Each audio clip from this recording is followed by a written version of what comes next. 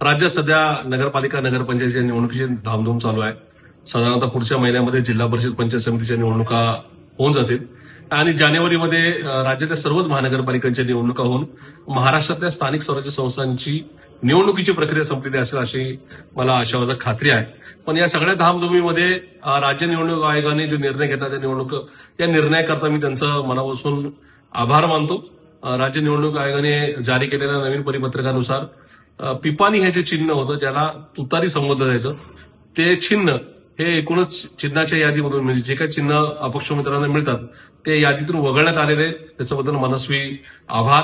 कारण की मागच्या काही काळामध्ये लोकसभा असेल किंवा नंतर त्याबरोबरच्या काही निवडणुका असेल या निवडणुकांमध्ये महाराष्ट्रातल्या काही अपक्ष उमेदवारांना हे चिन्ह दिलं गेल्यामुळं संभ्रम निर्माण झाला होता. कारण की राष्ट्रवादी काँग्रेसकडे शरदचंद्रजी पवार पक्षाचं अधिकृत चिन्ह हे तुतारी वाजवणारा माणूस आहे आणि याचंही नाव तुतारी येत असल्यामुळं खूप साऱ्या अपक्षांनी लाख सव्वा लाख मतदान घेतलं आणि त्याच्यामुळे आमचे प्रदेश अध्यक्ष खुद्द शशिकांत शिंदे साहेब यांचा पराभव सातारा लोकसभा मतदारसंघामध्ये झाला.